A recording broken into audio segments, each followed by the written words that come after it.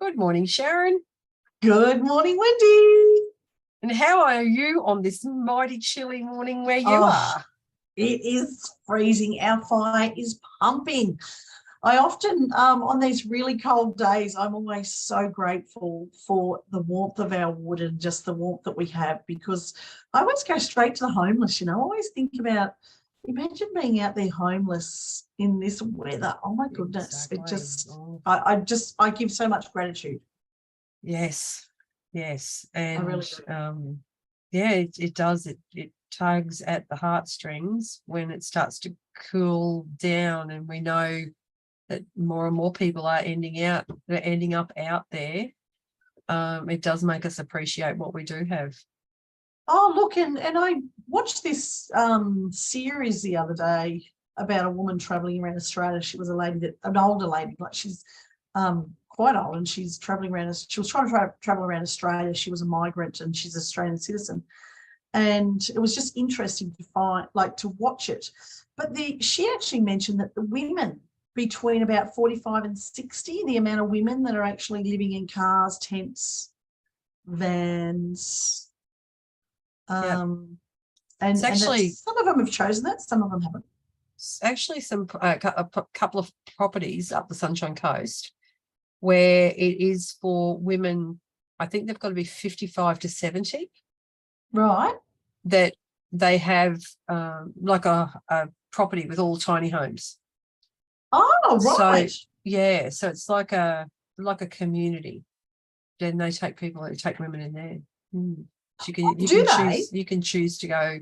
Yeah, it's for those people that have economically can't afford their homes anymore, and they want somewhere that's and a lot of people. I always think about it. You get to a certain point in your life where you have a family, but your family, there's a lot of people out there, their families don't want them. They're an inconvenience, it's too much of a burden. And for those people, these communities work really well for them because they're all like-minded, and it gives them a sense of community and a sense of belonging somewhere, but still their independence, which I think is wonderful. That is brilliant, isn't it? Yeah. Oh, wow. I'm not familiar with that. So there you go. Anyone out there that's looking for something that wants something like that, how do you reckon, like Wendy and I unattached that? So, we don't know about it, just Wendy's aware of it. It's only just I'm aware of it. It was actually brought to my attention. Yeah, you might just have to Google it, or I'm not sure how you'd find it, but it's amazing to think that there is some places out there, because I do know down here when I did my work with the Orange Sky Laundry, a lot of those centres and men and women, there's a cut-off, and so if you're not there in the front of the line and you're at the back of the line, you quite often miss out. Yeah. Well, I know. Which takes us to today's topic on trusting the universe. And I mean, I know that many people would straight away say, well, why would you trust the universe when you end up on the streets? Mm-hmm. And that's a really contentious topic as well.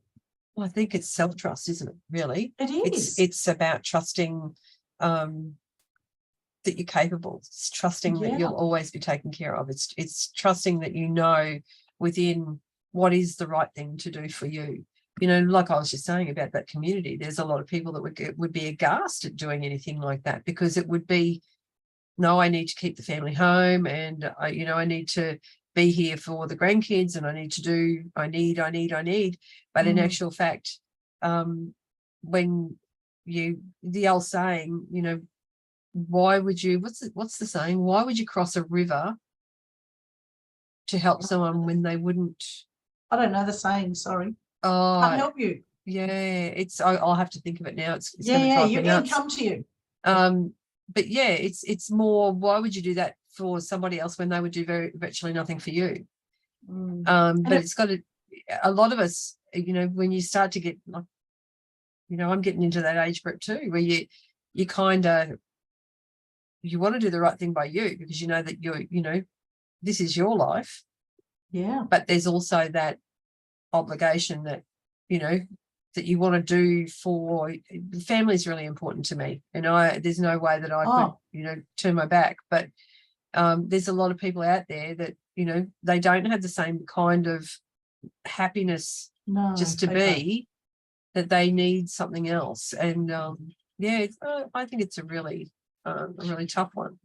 And as you and I both know, especially from doing the work that we do, it is that balance. It's about finding that balance, isn't it? It's about, as we said, trusting, getting in flow. And that can be a really tough one when you're not coming from a place of flow already, when you're actually coming from a place of lower vibration, lower energy.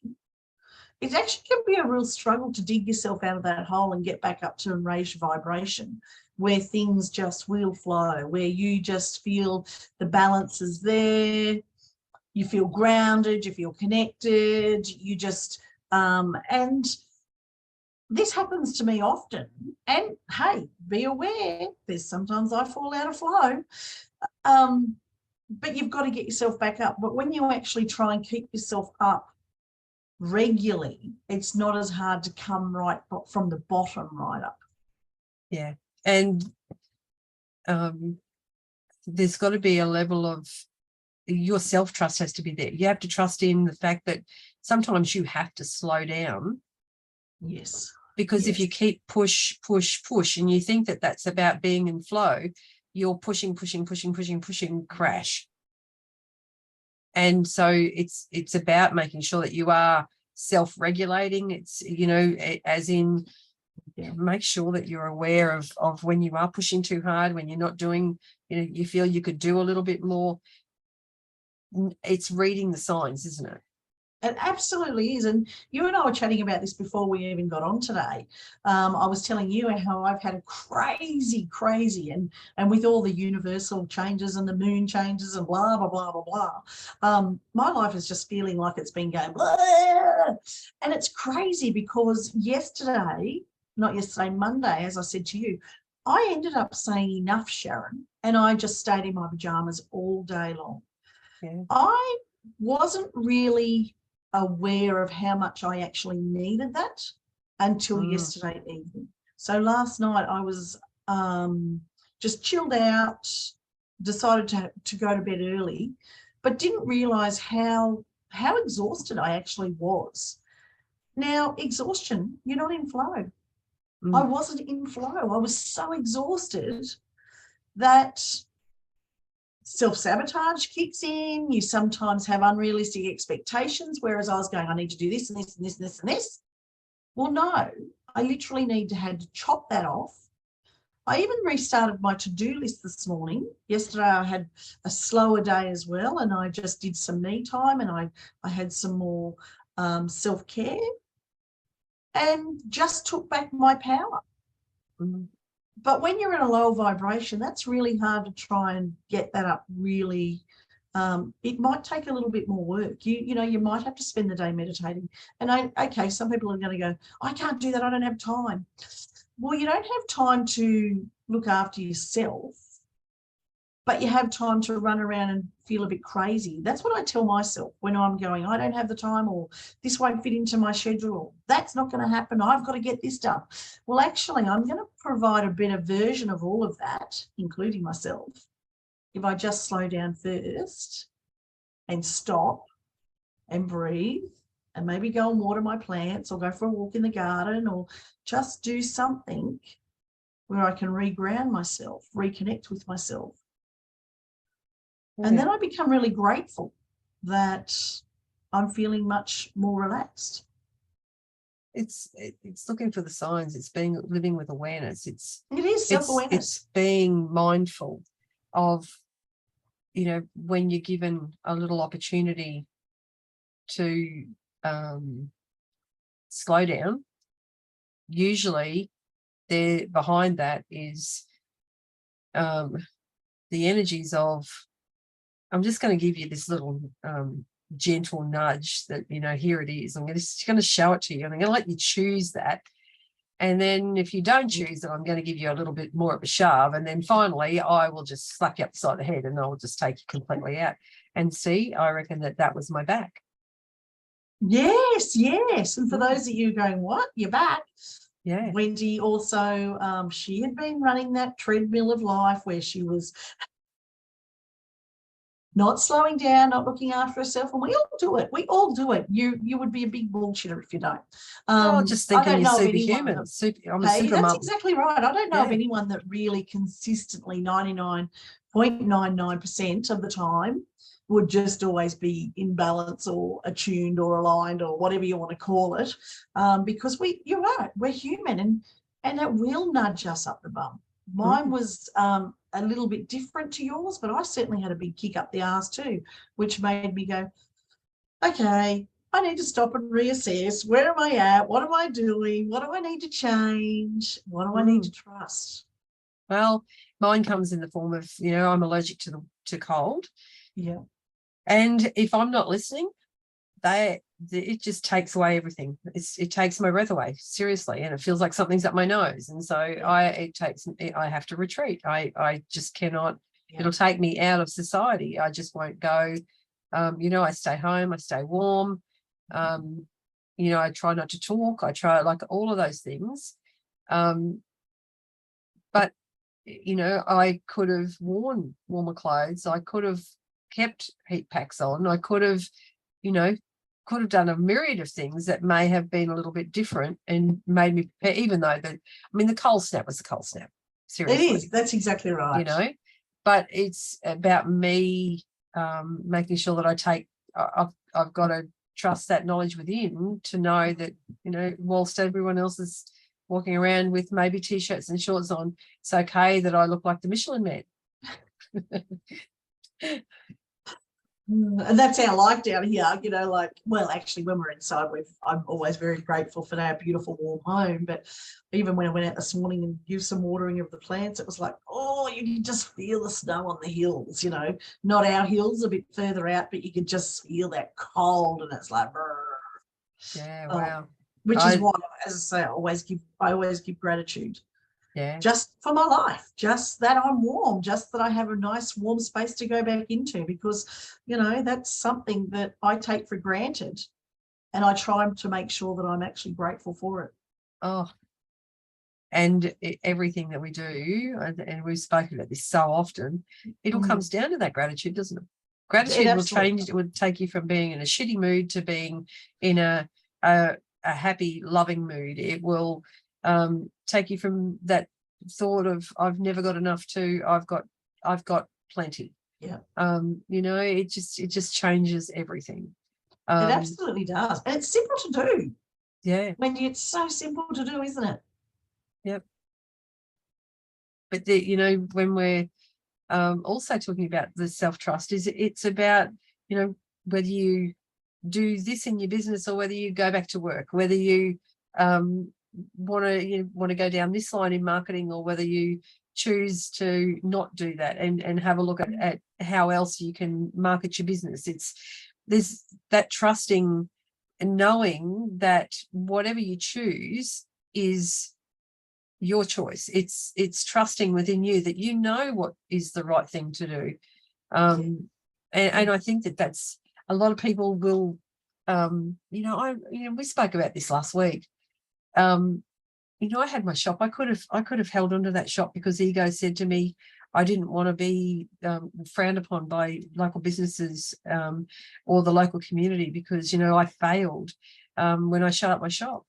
But my gut told me, the self-trust that I had was like, you know what, just close the doors and let's just go. And we did. And really, that was success. Yeah, it was success. I have a look at the success. It was success for us financially. It was success for us as a family.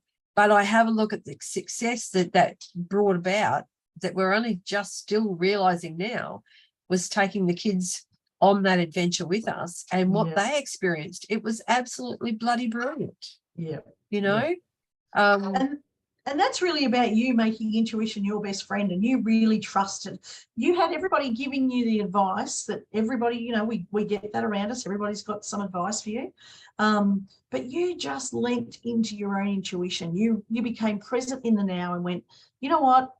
My ego, get out of the way. I'm not going to be distracted from all that noise. I'm actually going to just focus on what is right for me and what feels right for me. And you followed that, which is amazing. That you surrendered. You actually surrendered to your own intuition, which allowed you to trust in whatever was going to come for you was going to be right. Yeah. And that's the same as now, you know, trusting that the changes, like I've done a little bit of human design this past week. And one of the things that came up for me was the direction that I really want to go. And you know, one of the things that's been on my mind is you know, I had the privilege on Saturday of going down to the scalar room, which is the EES frequency healing room. And I do it quite regular, but I got to go with not my normal crew. I usually go with Glenn and my sister or my daughter and my son. And this time I went with my sister and two other friends. And all of us were all, I was the youngest, just approaching 60, but everyone else was in that 60-year age group. And I was like, we had such a hoot. Like, after so we tell had our listeners, Wendy, what is the ESS healing? The frequency. EES healing it's a frequency healing. So it's based on what happens when you go there? What happens when you go into the deepest sleep. So do you go into a room with others? Yeah, so you go into this room and it's got lounges and rugs. Right. And it's got what looks like TV screens with all this code going across it. Right. And they're lined up, and the frequency is lined up in such a way that they meet at a central point, and it ripples, the frequency ripples out and creates healing within your cells. And it has created a lot of great results for different people, for a lot of people. And when you've been there, it just changes. Like, you leave there feeling so good, so good. It's a 2-hour session, and that 2-hour session is like $180. And I like to try and get there at least every couple of months. When we were going through a little bit of stuff last year, I was able to book in, because there's like a 3-month wait to get in there. And I had all of mine already booked in from last July, but they ran out in January, so I hadn't been back, and I got to go on Saturday. So it's just spurred me on again. My trust says I need to get in and book some more sessions now. But yeah, so you lie in there, or you sit in there, and it's just a beautiful time to do a relaxation process, protocol, or a meditation, and get snuggy under the rugs and just allow your body to, you put your devices away. It's just a place where, you can take a book in if you wanted to, but it is a dark room. And so you just go in and it's quiet time. It's, when people are walking into the place, they're told to make sure that, they stay quiet. But yeah, so when we left there, it was just beautiful. All 4 of us that were in there, it was just, when we go in, the energy levels that you feel when you come out, it's just like, I know for me, one of the things is when I first get in there and I get into that relaxed state, I feel the tingling. And it's tingling in your extremities, it's tingling in your body. You can feel your cells doing stuff that they need. Your cells need that boost. It's the energy within the cells that is to why we become susceptible to illness or aging. We want to make sure that we keep the cell vibration high and the cell healthy. And so it's a really good thing. And if you want to check it out, go to YouTube and type in EES healing. And you'll find that you'll get there's 2 videos that I know of, that the person who created or invented this in the US has put out, and they are brilliant videos because they will go through and give you an idea of exactly what you'll get out of it. I'm going to be really mindful because we don't want to get, flagged for saying the wrong things. But yeah, there's great advantages there for a lot of different illnesses, and can be a really big changer, a game changer for those that are suffering. And but just for being healthy, a healthy human being, I just love to go in there and get that recharge. But I do that with a Healy as well, so I still use a Healy at home. But yeah, from there we went to have coffee and lunch and laughed, like belly laughs for, it was a good hour and a half down and an hour and 20 back. We got to have lots of chats and just different, it's just a different group. But when we were at lunch, it was so good just to see others in their joyful state, I'd say. But yeah, I was sitting here when I got the phone call, because I wasn't supposed to go, and I got the phone call at 11:45 that the session started at 12 o'clock down the Gold Coast. They still had to pick me up. I was still mucking around with the dog, and I was like, no one home to look after him. What do I do? When's everyone going to be home? Like, should I go? Should I not? My first response was, it just came out, yeah, I'll go. And then when I hung up the phone, I went, oh, shit. Now I've got to, am I doing the right thing? Am I not? And I went, you know what? My gut said, go. It's a good thing for me to go. Yeah. So, yeah. And then you just make everything fit in around it. But that's listening to within, to, just to make those decisions was just like that. And I was like, oh my God, now I've got to try and sort this out. But yeah, it was good. But then everything falls into place easy too. Do you find that as well? Yeah, it does. And before you know it, someone's home to get the boy out and they're looking after him. And then, by the time I got home, because we didn't just cut lunch short. We had coffee and had something to eat and took our time just to really enjoy each other's company. And right. And then when we got in the car, so it turned out that instead of it being something that I thought, I might be away for 4 or 5 hours maybe, we end up leaving here at 11:15, and I didn't get home until nearly 6 o'clock. And it was just like, it was such a good day. It was such a good afternoon. And I'm truly grateful that I got the opportunity. I'm very thankful for the lady who thought to, send that phone call through to me. That's beautiful. And what a great Mother's Day gift as well to yourself. Yes. And that's, that's what everyone was in there for. That's what they were doing, was giving it to themselves for Mother's Day, which was beautiful. Yeah. Yeah, it was heavenly. So that's awesome.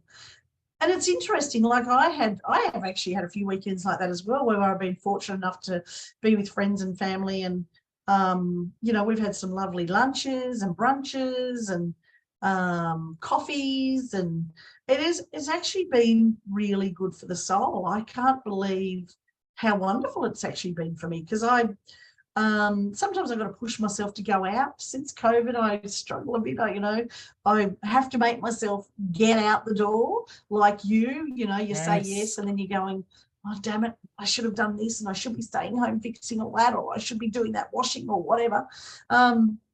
But when you actually make that choice and you go and you just trust in yourself that whatever's around you will just fall into place. Yep.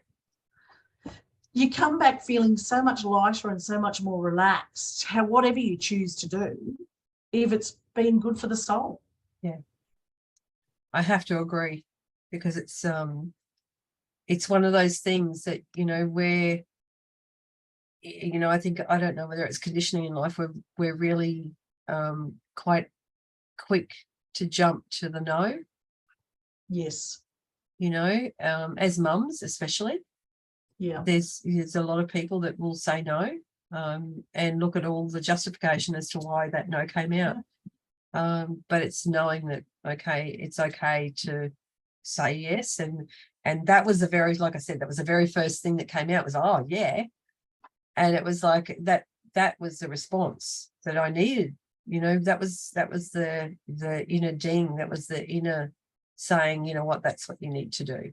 So Yeah. And how often do we say no when we really needed to say yes? Mm-hmm. As I said to you, like my pajama day where I needed to have that, because that's all part of self-care. You have to realize when you've been pushing shit up a hill for a while, you're fatigued, you're exhausted. And I found out I was exhausted. And you probably didn't realize how much time out you needed until you actually had that session yourself. Yeah. Well, I was there for a variety of reasons. It had been 2 weeks for my back, and I was like, who in their right mind would try and carry a box of yoga mats? But anyway, it was me, and I really did pay, like it really did shut me off. It just made me so much more. And I guess it made me really appreciate good health. Yeah. Because I very rarely have anything wrong at all. So when that came, it was like, oh man, I really feel for people who this is their norm. I just that's a really sad way of experiencing life. And so it's just, now I want to help a lot more people too, to be able to change. And especially when people haven't got the people around them to help them, or they're very proud. I mean, my mum is 86 years old. Yeah. But she's so proud sometimes to ask people for help. And it can be frustrating because I'm like, as I said to her when I was there just a few weeks ago, Mum, you have to realise you can't do what you were doing when you were 50. I know you want to, and I know you hate asking for help, but wouldn't it be silly to, change your life or the direction of your life just because you were too embarrassed or too proud to ask for help? And that's what it is. It's the pride. Definitely the pride. Yeah. Yeah. And so we sometimes we just have to, do what we need to fill up our tanks. And if that involves engaging someone else or going off for a girls, whatever, you have to do it. You have to actually look at what you need to do. And it could just mean that, you could go and sit in a park where there's no noise, the trees, the birds, and just have some space. I mean, that can be just as important as well. Oh, look, I know what value I get in taking my dog for a walk around the lake every day. Yeah. There's just me, him, the birds, the ducks, the water, and fresh air. And I love it. And, it can be overcast, it can be sprinkling with rain, but we still go. Yeah. I did make an error a couple of days ago. I tried to go for a walk, but I thought, I'll get a coffee. So I had coffee, the phone, the lead, and trying to juggle everything. I was like, you know what? I can't multitask on this. I just got to do this, and then I can have my coffee later. Yeah. And have your coffee when you have time to actually sit and enjoy it. Yeah. Yeah. Because how often do we try and multitask like that? And we actually don't enjoy all of it because we end up trying to juggle everything. And so when you actually create that awareness within yourself going, okay, well, if I had just enjoyed my coffee and then did the walk, or did the walk and then just enjoyed my coffee, what a different situation or outcome that becomes. I was kind of kicking myself because where I went and got my coffee, they were saying to me, because I had my little dog with me, and they said to me, why don't you sit and just enjoy your coffee, and then he's okay here. No. And I was thinking, why didn't I just listen? I should have just sat. We do, isn't it? We sometimes do that. And it's just those little tiny silly little things sometimes that the universe is trying to push that nudge. I mean, you were having people remind you, sit and relax, enjoy your coffee. The dog will be fine. Yeah. But no, our inner, it's not our inner being. It's probably more related to our ego. Come on, hurry up. You got to get moving, blah, blah, blah, blah, blah. You need to get home and do this and this and this and this. And it's like, no, you don't. So here you go. Your coffee's spilt all over you. Coffee's everywhere now. How was that for you? I often say that to myself. I reflect when something's happened like that, and I do it all the time. And then I'll turn around to myself and go, so how was that for you? Why didn't you just stop and do it the way that you knew your inner being was trying to tell you, or the signs that you were getting to just slow down, be present? No, you had to rush. You didn't listen to your intuition. Well, I had this vision I'll be able to sip my coffee as I was walking along, and that was never going to happen. So by the time I got back to the car and I was able to actually sit and enjoy what was like, I had the full coffee there still. I hadn't dropped it, but it was a bit cool. So, you know, I could have just taken the time to sit but I was trying to do the right thing. You know, it's not normally a dog appropriate cafe, but they were like, you know, we've got other people that come and they have the dogs out there. It's okay. But you know, that's me having to release that, being a stickler for rules too. Oh, now, who would have thought I'd be saying that? I mean, I break every bloody rule in the book. But anyway, when there's those kinds of things, I am very, I'm very conscious that it's not necessarily the right thing to do. But it's just letting go sometimes, and that can really be, well, as we know, we both know, we talk about this all the time. It's tough letting go. You have to give yourself permission to let go. That's really the reality is, and you have to give yourself permission to trust. Mm-hmm. And that's trust is the big thing. It absolutely is. Trust and faith. You have to have faith that what you're doing is the right thing. You have to have the trust to know that you're on the right path. You have to you have to have self-trust before you can have trust in anyone else. And you have to let go of control to have trust. Yeah, exactly. And control, letting go of control, I'm telling you, this is like I was going to say reformed control freak, but I actually don't think I'm fully reformed, because it always still comes out in me. But it was about me trying to control what I could control within my own sphere. And so that's where I would not listen to my intuition, not trust. And the control never really worked the way it could have if I had have just gone, okay, I trust the universe, it's all going to work out well. And then it does. Mm-hmm. And that sounds a bit airy-fairy, you know, like, oh, yeah, whatever. But seriously, controlling usually doesn't get you anywhere except frustrated, stressed out, angry. That's what controlling does. Try letting it go. Loosen the grip on your life and try and see how much different things can feel if you don't control everything in your life. And yes, it's not easy. It's basically a habit that you have to break. But when you start to do it, you still really start to enjoy that trust. Yeah, you do. And then more and more and more, you can just go, oh, yep, I trust that. Yep, that'll happen. I know that that's going to work out okay. And you know, one of my favourite sayings is everything always does work out well. Louise always talks about everything working out for my highest good. Yeah. But it's, you know, when you're trying to control everything in your life, try and grab a hold of water. That's right. You know, and then realise that, you know, you have to be fluid. You have to really allow in your life. You have to allow in your life the things that you want to have. You know, we have this vision of the things that we want to have, but we have this real cut off that we just won't allow it to happen because we want to control it, rather than, you know, let go of the fears and just go in boots and all and just see what happens. Trust within that it's exactly what you need to be doing, why you need to be doing it, when you need to be doing it, and just bloody do it. And it's really funny, you know, like I think I think society has programmed us, and this may not be the right words, but I think society's programmed us that we have to control it, otherwise we can't get the outcome we want. Mm-hmm.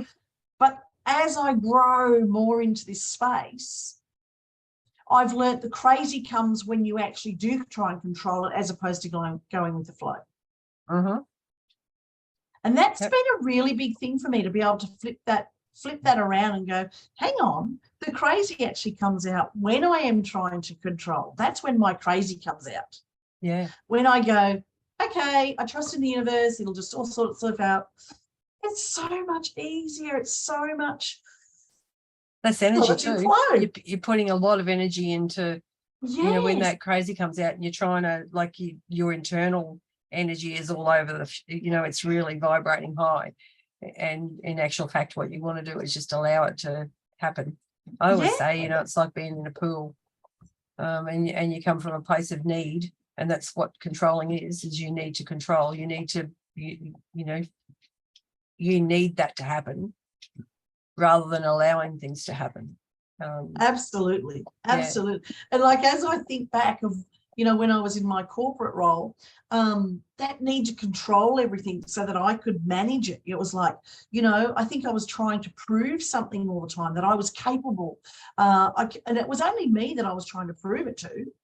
And sometimes where I just wished I had a paper bag, you know, like I needed to, because I was trying to control things so much that it was actually throwing me into a bit of spin. And those of you that suffer from anxiety out there will know that when you can try to control too much of it, it can actually flare up your anxiety and really throw you into a spin. Yep. It's, we have to practice the art of allowing. We have to practice, you know, trusting. We have to have to practice our own self-care. Oh, absolutely. We ramble on about that every week, don't we? You know, like we're always talking about that. It always comes back. Being in flow, self-care, being grounded, reconnecting with your inner being, trusting the universe. I mean, and gratitude. Yes, I think those words come from us all the time, don't they? Yep. It's like I said right at the start, you know, it's a way of being able to change our state of being.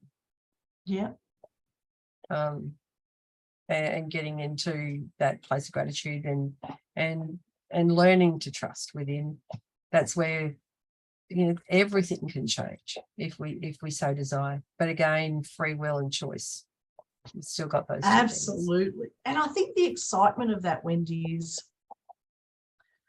when you trust and you come up trumps, it's like, oh my God, that's happened. And you can start with simple things. And we've laughed about this before, you know, the car park ferry or the trolley ferry. I mean, here in Canberra, we pay for trolleys. And I can't remember the last time I've had to put a coin in a trolley, because I have this thing. There's always a trolley there for me. And I always leave a trolley that doesn't, for somebody else to be able to not have to put a coin in. Yeah. And I just trust that that's going to happen for me. But, and I've been doing this for a long time now. I trust much bigger things than that these days. But when you start to do those little tiny steps of trust, it's like the domino effect. The more you trust, the bigger things or the better outcomes and the less chaos that you have in your life. But going back the other way, the more you control, the dominoes start to fall and the less you feel in control. Yeah, exactly. You lose more of control. You do. Yeah. Exactly. Agree entirely. I know, right? I'm just having this vision of all these dominoes falling, you know, when we get in our human state and we're like, oh, this has to be this way and this has to be that way. And you know, I used to entertain a lot, and I think back to where everything had to be so perfect for me. And people would come in and tell me how gorgeous it was. But, you know, at the end of the day, if I hadn't have controlled it so much and put myself in such a spin, and which often stopped me from enjoying the entertaining as much as I could have, because I was still trying to make everything so perfect, that people would have still come in and told me how beautiful it was and how wonderful it was and how much of a wonderful time they had. They would have. Yes, I have to agree. How many times have you seen? It's like, I liken it to Christmas. So many people that just want everything just so, and miss the beauty of making memories. And my daughter this year for Mother's Day, you know, a very good example. She had an exam, her computer died, she had an assignment that needed to go in. And I got a message from her yesterday, and I know she listens to this podcast, so she'll be laughing her head off. And she sent me a message and she said, "Oh, Mum, I'm so sorry. I was so busy that I didn't have time to, you know, make it more beautiful." And I said to her, "Oh, my goodness, we had the most beautiful brunch. It was relaxing. It was calm. Hubby and her cooked, you know, omelets and hash brown. Well, I've never had a sweet potato hash brown before, but I had a sweet potato hash brown, you know, with the avocado and the lettuce, the spinach leaves. It was just beautiful. Bit of music going in the back. It's like I was at this amazing posh restaurant. And she was worried that it wasn't to her normal standards. And look, she's like me. She can pull off a pretty, both my girls are very good at pulling off something pretty high class. But it was incredible that it was just like she wasn't looking at it the way I was enjoying it. Everyone's got different eyes to see. Yes. Yeah. And it was beautiful. It really was beautiful. It was, you know, it was just relaxing. I just had a wonderful brunch, so relaxed. And then obviously the rest of our family joined us in the afternoon, which was chaos because we have two beautiful grandchildren, but it was beautiful chaos. Yeah. And fun chaos. So often I've really had to do a lot of work on this over the years. I used to spend so much time preparing for entertaining that I actually wasn't enjoying the entertaining. Whereas now I'm learning to pull myself back and trusting that I don't have to make it all perfect, that I don't have to control every situation, that I can just allow the universe or life or my inner being to just take control and just make it beautiful so that I just always enjoy it. I have to agree. There's those times where you've got everything absolutely beautiful, and when you've got little kids and they go up and they go and they take something off the side, and it's like, oh! But you're rousing on one and taking the joy out of that just for what things, you know, how it looks. And it's so funny when we look back and we think, oh my God, what, you know, why? I know, right? But how many others are going to be going, yep, I've just done that recently, where, you know, we're both privileged that our kids are a lot older now. Yes. And, you know, we can look back, I can look back on where my rogue child used to do that to me all the time. I'd have something absolutely beautiful and he'd just walk past and go, and he's straight into the finger in the mouth. It's like, oh, yeah. Or you'd set up a you know, like a set of you'd do your plate ready with all the entrees or the hors d'oeuvres or something like that, and next thing you know, you try to put it together and someone's reaching over your shoulder grabbing stuff off and you're like, get out, let me just finish it. Yeah. But really, what does it matter anyway? Yep. That beautiful platter of hors d'oeuvres, and hubby goes through it. Oh, I'll take one now and one for later. It's like, oh, I've done just the right amount and the plate looks beautiful. Oh, too funny. It's crazy how we put that expectation on ourselves when at the end of the day, people are just going to love it anyway. And the minute you get out the door, someone's going to take something off it like he already has, and it's going to have a missing space anyway. Exactly. And, you know, you'd be worried if the plate was full, because it means it tasted like shit. That's exactly right. Isn't it funny that we can look back on that now and just laugh? Like, well, as I said to you, Sunday was an amazing day for me. I had a wonderful Mother's Day. It was absolutely beautiful. And I feel so much gratitude for my beautiful family and just having everybody together, especially when our youngest now lives in Queensland. So her and her partner were with us as well. And it just, as you say, just trusting and giving gratitude just totally changes the outcome. Yeah. I had a beautiful day. Good. I had my canine classroom in the morning with my baby boy, and then my human boy went and bought me coffee when I got home, and then my girl came with some gifts, and then we had dinner together on Sunday night. So yeah, it was beautiful. Yeah, it is. And it's really hard because we were like, oh, you know, we want to go out for brunch, and you know, everyone's sort of trying to push the envelope as to where we go and what time we go. And I was like, it's just too hard. You're making it. We're not going to enjoy it. I've got canine classroom to go to, and I've got a couple of other things. Let's just relax. Just relax. And they worked out to be the best days. Yeah.